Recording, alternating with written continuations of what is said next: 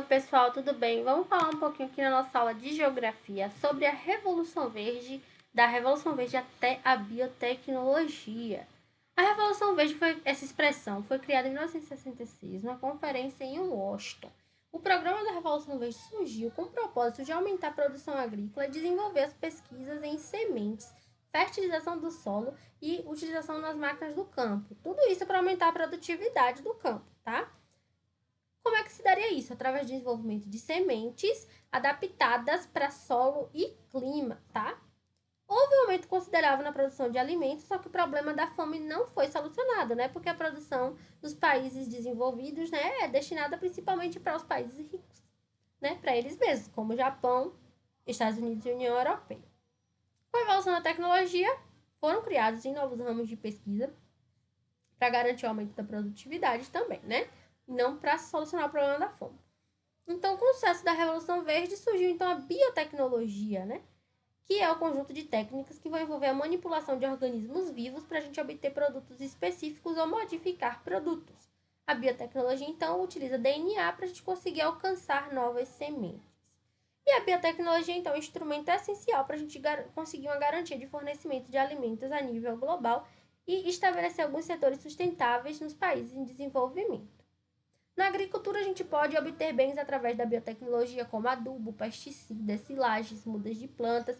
Na alimentação, a gente pode ter pães, queijo, cerveja, vinho.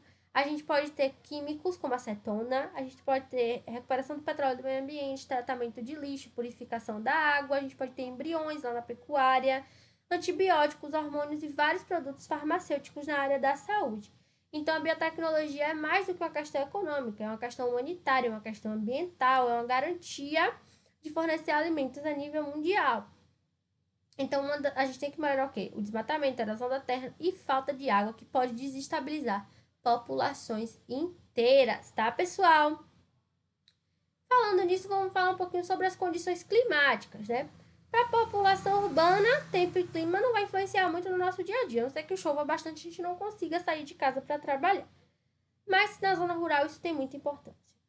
Qual a diferença de tempo e clima, né? O tempo é o estado momentâneo da atmosfera, quando está chovendo, quando está nublado, sol ou úmido. É o momento em questão e que depois vai sofrer uma mudança. Hoje está um dia chuvoso e amanhã pode chegar uma frente fria. Na frase acima, né, o tempo sofreu uma mudança de um dia para o outro, né? Mas isso pode acontecer em minutos, principalmente em Itajaí. Então, o clima é o estado da dinâmica da atmosfera, ela que vai definir o clima. Então, no caso, se hoje vai ser um dia frio ou se vai ser quente, né? Se vai ser úmido ou seco. Então, a diferença entre clima e tempo é que o clima vai mostrar a temperatura habitual da atmosfera e o tempo vai ser o estado momentâneo, tá, pessoal? E tudo isso tem relação, né? Os movimentos da Terra têm muita relação com a temperatura e com o clima, né? O Sol é a nossa principal fonte de energia, é ele que vai atuar na nossa atmosfera. E a gente utiliza ele no nosso dia a dia, principalmente para criar plantas, para criar animais, é nossa fonte natural de energia. Então, quando tem uma desigualdade na temperatura e no clima, a gente pode associar isso aos movimentos da Terra, que são os movimentos de rotação e translação, né? Então, o nosso planeta ele vai realizar uma volta inteira em torno de si mesmo a cada 24 horas, né? Do leste para o oeste. Não, do oeste para o leste. Então, essa movimentação é suave e tem baixa aceleração, a gente nem sente. Então, quando a gente vê o Sol ou a Lua nascendo e se pondo, então a gente acha que são os objetos cósmicos que estão fazendo esse movimento. Mas não, é a Terra que está girando e está dando essa ilusão. Então, quando a gente conhece a verdade, a gente ainda vê o céu girando, tá? Então, o movimento de rotação é quando a Terra vai girar em torno de si mesma, vai realizar o deslocamento em torno do seu próprio eixo imaginário, tá? Outros planetas do Sistema Solar também fazem esse movimento. Então, é esse movimento, tá? Que vai dar o efeito de dia e noite, tá, pessoal? Então, a rotação é quando ela gira em torno de si mesma. Já a translação é quando a Terra gira ao redor do Sol. Isso vai demorar 365 dias e 6 horas. É o ano, tá, pessoal? Então, o planeta vai realizar esse movimento, tá? Em torno do Sol também, tá? E é nesse movimento que a gente vai ter as nossas estações do ano, tá? Então, a gente vai ter o solstício de verão, aqui no hemisfério sul, que é em 21 de dezembro, tá? Quando o Sol vai estar perpendicular ao Trópico do Capricórnio. Isso quer dizer que aqui a gente está recebendo luz, mas lá no hemisfério norte vai estar recebendo menos luz. Então, eles vão estar vivendo inverno e a gente vai estar vivendo verão. Já no solstício de verão, o Sol vai estar perpendicular ao Trópico de Câncer e a gente vai estar no inverno, tá, pessoal? Então, no início da primavera e de outono, a gente tem os equinócios, quando o Sol vai estar perpendicular à linha do Equador. Então, todo mundo vai estar recebendo a mesma quantidade de luz e o dia e a noite vai ter a mesma direção. Então, o ciclo de produção agrícola está totalmente determinado pela translação. Então, isso vai indicar quando o homem vai plantar, vai colher e quando deve descansar o solo. Então, rotação é quando a Terra gira em torno de si mesma. Translação é quando a Terra está girando ao redor do Sol. Ainda existem vários fenômenos climáticos, tá? E um componente do sistema climático da Terra é representado pela interação entre a superfície do oceano e a baixa atmosfera, que é adjacente vizinha ali a ele. Então, vai ter um processo de troca de energia e de umidade entre eles, que vai determinar qual vai ser o comportamento do clima. E essas alterações podem afetar o clima regional e até o clima global. A gente tem duas anomalias do sistema climático que são muito conhecidas, que são o El Niño e a Laninha, que são uma alteração do sistema do oceano e da atmosfera lá no Oceano Pacífico e vai afetar o clima de todo o planeta, tá? Vamos conhecer eles. O El Niño é o nome que é dado a um fenômeno que vai ocorrer lá nas águas do Oceano Pacífico e altera a condição climática em diversas partes do mundo. Esse nome foi dado para os pescadores do Peru, porque a costa do país foi muito atingida por esse fenômeno e causa graves danos aos pescadores, principalmente. O El Niño dura de 12 a 18 meses, tá? Em um intervalo de 2 a 7 anos e tem diferentes intensidades.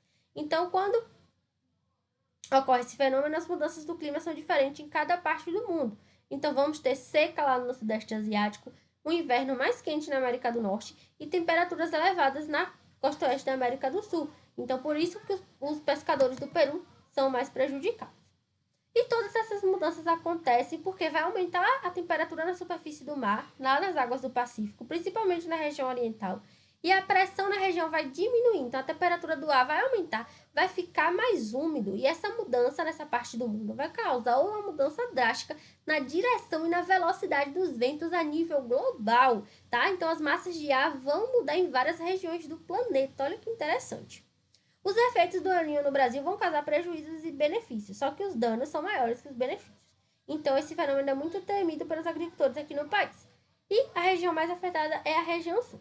Em cada episódio do El Niño, a região sul vai ter um grande aumento de chuvas, tá? Principalmente na primavera, no fim do outono e no começo de inverno. Tá? Vai aumentar em cerca de 150% a precipitação em relação ao índice normal. Então, essa chuva vai atrapalhar a safra, tá? E vai ter prejuízo principalmente para grãos, porque chuva é boa, mas muita chuva vai estragar, tá? O solo. Então, as temperaturas também vão mudar muito lá no sul e no sudeste. Então, vai ter inverno mais ameno, tá? E vão ficar ainda mais altas as temperaturas, tá? Em relação ao valor normal. Então, o aumento da temperatura no inverno traz benefício para o agricultor, tá? Porque não sofre prejuízo na geada, tá? E no leste da Amazônia e no Nordeste vai ter uma diminuição no índice de chuvas, tá? E algumas áreas do sertão nordestino ainda podem ficar mais sem chuva ainda do que já fica, tá, pessoal? Nos meses de seca. E no mês que é para chover, não chove. Então, pode durar cerca de até 2 anos quando tá tendo El Niño, tá? Mas não vão ficar só no sertão. Até no litoral ainda vai ter esse déficit de chuva, tá? Então, os agricultores aqui do lado do Nordeste são bem prejudicados. Já o Laninha vai ser quando tá tendo resfriamento na superfície da água do Pacífico. Então, o Laninha é o oposto do El Niño, tá? Porque o El Niño vai ter o quê? Aumento da temperatura. E no Laninha vai ter resfriamento, tá? Então, quando essa água tá ali em 25 graus, no Laninha fica de 23 a 22 graus. Então, os principais efeitos aqui no Brasil são o quê? Frente fria na região sul, diminuição de chuva, tá? Então, vai chegar frente fria também no Nordeste, principalmente no litoral da Bahia, chuva em Sergipe e em Alagoas, tá? Então, essas oscilações, elas são normais, são previsíveis, tá? O homem não pode interferir. São as variações do sistema climático da Terra e existem há milhares de anos e vão continuar existindo depois de nós. Então, cabe a nós estudar esses fenômenos e se preparar para eles, tá bom, pessoal? Espero que tenham gostado da aula. Não esqueçam de responder aos exercícios no final do capítulo. Até a próxima aula!